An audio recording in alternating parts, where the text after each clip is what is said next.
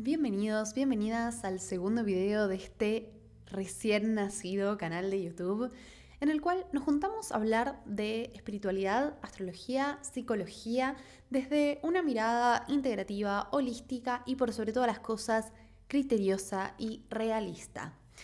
En el video de hoy vamos a hablar de los aportes, algunos de los aportes que hizo el psicólogo y psiquiatra Carl Gustav Jung, tanto a la psicología como a la astrología, porque realmente, por lo menos desde mi enfoque y mi visión de la psicología, que tiene una fuerte mirada transpersonal, Jung aportó un montón de nociones que hoy nos sirven para entender la psique humana desde una mirada muchísimo más integrativa de la dimensión espiritual y que también nos sirve para comprender desde un enfoque mucho más completo la carta natal. Así que vamos a ir a por ello. Antes, quiero que noten y reconozcan que desde el video anterior a este tenemos mejor setting, cámara HD y estoy cerca del micrófono. Así que estoy recibiendo sus felicitaciones en este momento. Y bueno, vamos a empezar un poco, ¿no? No me quiero poner ni biográfica ni histórica. Me parece totalmente innecesario. Todo eso lo pueden encontrar en YouTube, si quieren, en YouTube. Bueno, sí, en YouTube seguramente sí también, pero quise decir en Google. Voy a traer algunas de las cosas más importantes, de los conceptos nucleares más importantes que trajo Jung. Entonces, las primeras dos cosas grosas es que trajo esta distinción entre el inconsciente personal y trajo por completo el término y el concepto del inconsciente colectivo. Entonces tenemos dos tipos de inconscientes, el inconsciente personal y el inconsciente colectivo. Entonces, el inconsciente personal es donde están todos nuestros complejos individuales, nuestros complejos emocionales y que dentro de sí tienen un arquetipo. Esto lo vamos a desarrollar un poquito más. Es una parte que está vinculada con nuestra conciencia, es decir, tenemos el porcentaje de conciencia del que somos conscientes, con el que hacemos identidad, que podríamos llamarle ego, y está la otra parte que es el inconsciente personal. En el inconsciente personal está la sombra. Más adelante vamos a hablar un poquito de la sombra. El inconsciente personal, que es, digamos, la parte más grande de la conciencia, está en contacto con el inconsciente colectivo. Y el inconsciente colectivo es un inconsciente innato, donde están todas las imágenes arquetípicas innatas que portan todos los seres humanos. Una manera muy efectiva, diría yo, de entenderlo, esto, es pensemos un arquetipo clásico, la madre. Bueno, hay un montón de madres. El arquetipo de la madre abarca toda la multiplicidad de formas de madres. ¿Qué vendría a ser el arquetipo, no? O sea, ¿y por qué no? Porque es muy difícil tal vez figurárselo en el sentido de decir, yo nazco con arquetipos o con acceso a un inconsciente colectivo en el cual hay arquetipos. Bueno, sí, podemos pensarlo tanto desde la memoria celular como en un sentido más abstracto, como si fuera literalmente un reservorio de conciencia que compartimos todos los seres humanos. Pero también lo podemos pensar en términos de una manera como más pragmática, podríamos decir como una memoria celular onda ADN, donde guardamos información de larga data desde el primer humanito que existió. Entonces los arquetipos van por ahí, por eso quería traer como la analogía del ADN, pero es una manera tal vez más pragmática de entender cómo se juega, ¿no? Esta información que está en el inconsciente colectivo. Entonces traíamos el arquetipo de la madre y decíamos, por ejemplo, que son todas las experiencias de madre que existieron en la Tierra. Entonces tenemos la madre abandónica, tenemos la gran madre, la madre tierra, la Virgen María. Tenemos una madre que no puede dar de comer a sus hijos, ¿no? O sea, madres, muchas madres. Tal arquetipo de la madre se puede manifestar de muchas maneras distintas, ¿no? Entonces es como que en la memoria colectiva todos tenemos acceso a esa memoria de todas las madres que hubieron. Tenemos contacto con el arquetipo de la madre. Y así como está el arquetipo de la madre, está el arquetipo del hijo, está el arquetipo del padre, está el arquetipo del héroe, está el arquetipo de la doncella, está el arquetipo también de cuestiones, por ejemplo, como la guerra o el amor, ¿no? Se empiezan a formar No todos los arquetipos necesariamente tienen que tomar figuras antropomórficas. Pero bueno, esto ya es un montón de información. Así que vamos a ir un poquito más. Teniendo en cuenta estas dos nociones de inconsciente y entendiendo que están vinculadas, entendemos un poco más cómo funciona el humano, cómo funciona la psique del humano y por qué funciona como funciona. Jung creía que los humanos muchas veces jugábamos arquetipos. Y esto es inevitablemente cierto. Es decir, a lo largo de la historia de la humanidad hay temáticas, hay formas, hay arquetipos justamente que se reproducen. Por eso son arquetipos, porque los encontramos, son como una estructura que se repite una y otra vez a lo largo de la historia en la vida de distintas personas y de distintas maneras. El arquetipo que se juega tiene que ver con la identidad de la humanidad, va muchísimo más allá de nosotros. Y justamente por esto que tienen los arquetipos y que son inconscientes, es que muchas veces jugamos arquetipos, es decir, ponemos en manifiesto historias arquetipales desde un estado de inconsciencia. Y somos tomados por ese arquetipo, lo cual claramente no lo queremos. Pero también podemos operar con los arquetipos. Podemos sacar lo mejor de esos arquetipos y disponernos a trabajar con ese arquetipo. ¿Pero para qué? Para hacerlo propio y para que no sea algo que esté dictaminado por la memoria colectiva. Y entonces hay otro concepto que es uno de mis favoritos de Jung y con el que yo trabajo muchísimo.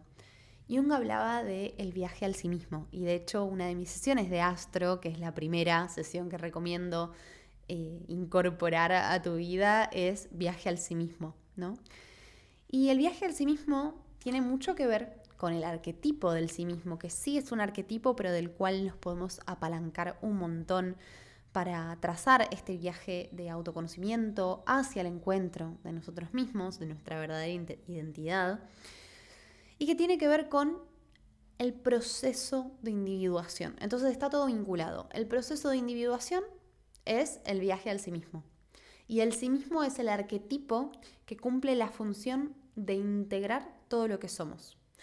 Así que voy a leerles algo que escribí antes de arrancar la sesión sobre el proceso de individuación, que lo quiero dejar así totalmente inmodificable como está, porque me parece que está brillantemente descrito.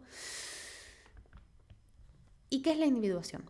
Es el objetivo de vida de toda persona que aspire a construir un sentido de coherencia interior, a reunir lo que a priori está fragmentado, para poder desplegar tanto afuera como adentro una imagen de completitud y de totalidad. Entonces, el viaje de individuación o el viaje al sí mismo es un proceso de integración. Nosotros somos muchas cosas, somos muchas partes. Y acá es donde aparece la carta natal. Sí, somos muchos planetas, ¿no? Somos muchas funciones planetarias. Somos muchos símbolos y hay muchos de ellos que parecen contradictorios. Parece haber una fragmentación, como que somos muchas distintas partes que chocan entre ellas, que se rechazan, que se niegan y que parecería ser que no pueden existir en el mismo lugar, en el mismo momento. Pero justamente el viaje de individuación tiene que ver con este proceso integrativo de empezar a desplegar una coherencia y desde el arquetipo del sí mismo, que tiene que ver con el centro solar, hacer que estos elementos se muevan en una armonía, como si fuera una sinfonía, ¿no? Es como si el arquetipo del sí mismo o nuestro centro solar fuera el director de orquesta. Entonces, ¿qué es lo que pasa acá? Cuando empezamos a pararnos en el arquetipo del sí mismo, cuando empezamos a crear una identidad solar, empezamos a madurar nuestro sol y no nos quedamos solamente con sus cualidades superficiales, sino que profundizamos en su esencia, ¿no? En qué es lo que significa energéticamente irradiar nuestra vitalidad desde ese centro solar. Cuando empezamos a hacer eso, empezamos a integrar todas estas partecitas que conforman nuestra carta natal y que conforman obviamente nuestra estructura energética, nuestra impronta energética, y empezamos a generar un estado interior de completitud, donde todas las cosas que somos, todas las partes que somos, tienen lugar para ser y cada una tiene su lugar adecuado. ¿Por qué? ¿Qué pasa? ¿Qué pasa en la carta y qué pasa en la vida? Hay muchas cosas en la carta natal que nosotros vemos con las que no nos sentimos nada identificados. Estas cosas son funciones en sombra, ¿no? Y las funciones en sombra pueden aparecer tanto como algo que rechazamos, es decir, esto, o sea, no me identifica, no me representa, lo odio, me genera rechazo. También por aparecer proyectado en el afuera, es decir, hay alguien que juega esa energía por nosotros, alguien de nuestro entorno, alguien en la pareja, alguien en el trabajo que juega esa energía por nosotros. Entonces, eso que nosotros no estamos pudiendo representar, esa energía de la cual no nos estamos pudiendo apropiar, aparece afuera. Entonces, en estas instancias decimos que esa energía, esa función planetaria, está en sombra. Eso quiere decir que no está integrada al yo. Por eso el proceso de individuación es un proceso de enriquecimiento del yo. Pero esto no es bajo ninguna circunstancia. Cuando digo yo, me refiero al sí mismo y no me refiero al ego. No es un proceso de solidificación o fortalecimiento del ego. Todo lo contrario. Cuando nosotros estamos rígidos en nuestro ego, nos sentimos identificados con una parte y no estamos dispuestos a reconocer que somos mucho más que eso. Porque el ego se siente seguro en esa estructura de personalidad en la que creció y en la que se desarrolló y desplegó hasta ahí y en la que encontró aceptación de su familia, integración en su grupo de amigos, en la que encontró aceptación social. Entonces no quiere cambiar y no quiere bajo ninguna circunstancia aceptar que puede llegar a ser algo distinto de lo que ya es. La simple idea de que su sentido de identidad se vea amenazado para el ego es letal, y va a hacer todo lo posible por sostener esa estructura de personalidad que creó. Por eso, cuando digo que es un enriquecimiento, realmente hablo en un sentido más profundo y más espiritual. Es un sentido de enriquecimiento de lo que verdaderamente somos. Esa capacidad de integrar lo que rechazamos o lo que proyectamos es algo que nos enriquece profundamente porque cuestiona nuestro ego. Lo hace cuestionarse si eso con lo que se siente identificado realmente es lo que es o es todo lo que es. Porque puede que haya una parte de nuestro ego que sí sea lo que somos. Es muy posible que esté distorsionado por los complejos, y ahora en un rato vamos a ir a los complejos. Pero puede ser mucho más que eso. Y justamente en el video anterior hablaba de que el viaje de la espiritualidad tenía que ver con reconocerse mucho más de lo que somos. Y en un nivel, el viaje de individuación, el viaje hacia el sí mismo, tiene que ver con esto, ¿no? Con reconocernos mucho más de lo que creemos que somos. Y no es una jugarreta de grandilocuencia, de omnipotencia o de omnisapiencia. No se trata de eso. Obviamente, si nuestro ego ya está totalmente distorsionado y hiperidentificado con el poder o con el control, tiene algún tipo de polarización plutoniana, bueno, puede que esta información la usemos a favor de nuestro ego para seguir alimentando nuestra sensación de omnipotencia. Pero bajo ninguna circunstancia, si este trabajo está dirigido con criterio de realidad, con pragmatismo, con los pies sobre la tierra, bajo ninguna circunstancia esto se trata de eso. No es un engrandecimiento del ego. Es una flexibilización del ego y es una ampliación de la conciencia de nosotros mismos y de la realidad en la que estamos inmersos. Porque claro, hay algo hermoso que ocurre en el viaje de individuación y algo de lo que Jung habló mucho. Jung habló mucho de la sincronicidad, ¿no? De cómo hay un montón de cuestiones que nos suceden internamente que se constelan afuera, ¿no? Esto de nuevo la proyección.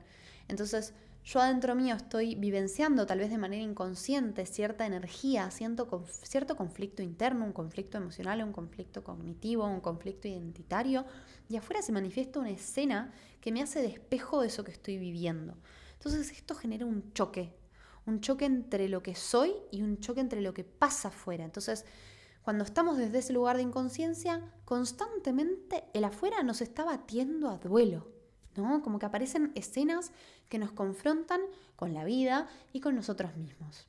El camino de individuación, el proceso de individuación, justamente tiene que ver con un cese del conflicto entre lo que sucede afuera y lo que sucede adentro.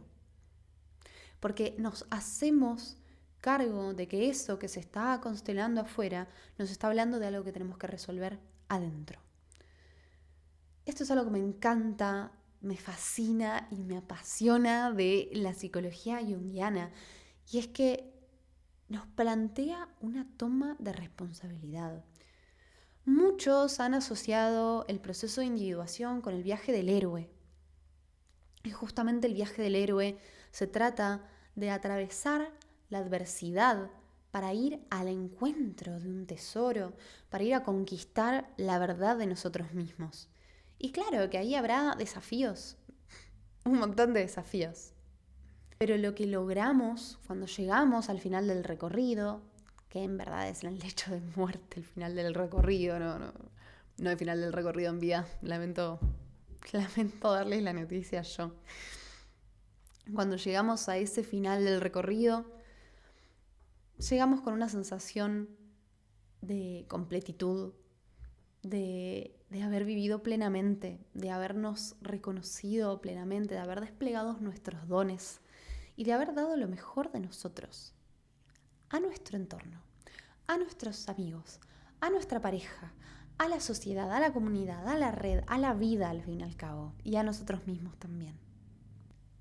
Entonces, volviendo a este tema de cómo esto se interconecta con la astrología, decíamos que estos fragmentos, ¿no?, de la personalidad que parece que están sueltos y que son contradictorios y que batallan entre ellos, son o pueden ser las funciones planetarias, ¿no? Los distintos planetas, el Sol, la Luna, Mercurio, Marte, Venus, Saturno y todos los demás también. Todos están bienvenidos a esta ensalada de lo que somos. Cada uno de estos planetas es un arquetipo en sí mismo. El Sol es un arquetipo, Venus es un arquetipo, el Sol es un arquetipo de autoridad, Venus es un arquetipo de amor, de erotismo. Marte tiene que ver con el arquetipo de la guerra, ¿no? Que también los arquetipos están vinculados con dioses. Entonces Venus, Afrodita, Marte, Ares.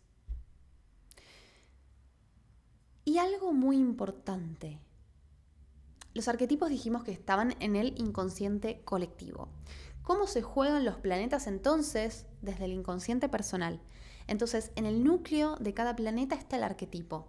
Y por eso todos tenemos todos los planetas y por eso todos tenemos todos los arquetipos. Pero en nuestro interior, este arquetipo va a estar rodeado por toda una red de significado personal, que esos son los complejos. Por eso está el complejo lunar, por eso está el complejo solar, por eso está el complejo ascendente, que si quieren en videos posteriores podemos profundizar en eso también. Entonces, estos complejos, ¿cómo se forman? Se forman a través de imágenes, a través de experiencias, de vivencias, de sensaciones, de emociones, de símbolos en relación a ese arquetipo. Entonces, así es como se crea la configuración. Está el arquetipo de la madre y está el signo, el símbolo de la luna. Y entonces en nuestro interior, ¿cómo se vuelve esto parte de nuestro inconsciente personal? La luna, la vivencia del arquetipo materno, la empezamos a asociar a imágenes y vivencias particulares, sensaciones particulares, sentimientos particulares, pensamientos y creencias particulares. Cómo fue nuestra madre, cómo fue nuestra nutrición, cómo nos dio cariño, pudo o no pudo brindarnos nutrición y validación afectiva, cómo nos vinculamos con nuestro cuerpo emocional, cómo reaccionó el entorno cada vez que nos mostramos vulnerables, cada vez que transmitimos nuestras necesidades emocionales. Todas esas experiencias van dejando distintas imágenes en nuestra psique que van consolidando lo que es el complejo de ese arquetipo. El complejo del arquetipo lunar, del arquetipo de la madre y del arquetipo de nuestro cuerpo emocional, de nuestro lado vulnerable y uno de los principales arquetipos femeninos que nos componen. Por eso, cuando desplegamos la carta natal, tener en cuenta todo este contenido sobre el inconsciente personal, el inconsciente colectivo, qué son los arquetipos, cómo aparecen en nuestra vida, qué son los complejos, cómo se consolidan. Bueno, nos da un montón de herramientas, nos da recursos para abordar la carta natal desde una mirada re zarpada, re potente y re hermosa. A mí me encanta trabajar con esta dinámica. Y ahora vamos a hablar un poquito de la sombra, para terminar este video con algo contundente y profundo. Es otro de los conceptos que trajo Jung y que enriquece muchísimo la mirada astrológica. Hace un ratito mencionaba que a veces las funciones planetarias se manifiestan en sombra. Entonces, lo vivimos como que la persona de nuestro trabajo, la persona que nos cruzamos en la calle, o nuestra pareja, o nuestra madre, hay alguien que juega ese arquetipo, esa función planetaria que nosotros no pudimos integrar todavía. Entonces decimos que estaba en sombra. ¿Qué significa que esté en sombra? Significa que está metido ahí en las profundidades de nuestro inconsciente personal. Pero la sombra no es solamente algo malo, ¿no? Porque en la sombra están todos los arquetipos de la humanidad, ¿no?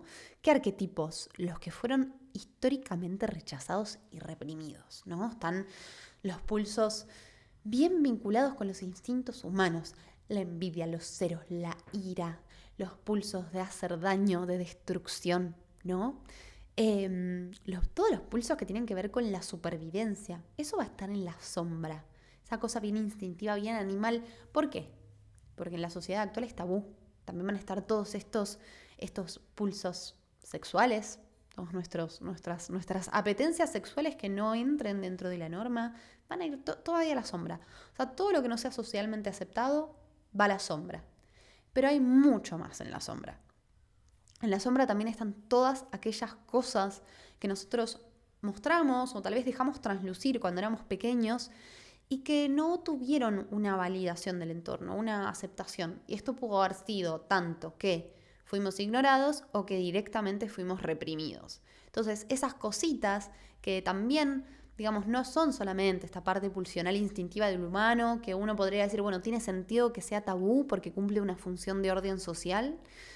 Pero no, también allá se fueron un montón de cosas que están re buenas, que es lo que hace que seamos auténticos y genuinos. Puede haber dones, puede haber talentos, puede haber payasadas que nos hacen disfrutar de la vida, puede haber un montón de data sobre nosotros mismos. Fue toda la sombra.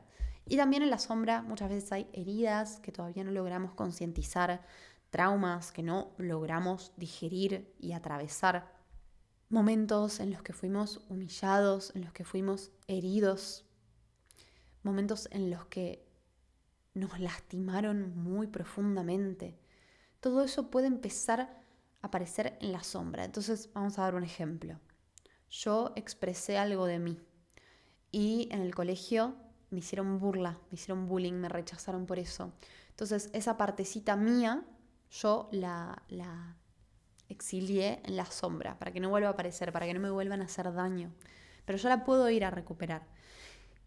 Y algo que quiero traer antes de cerrar este video, porque ya es un montón de información.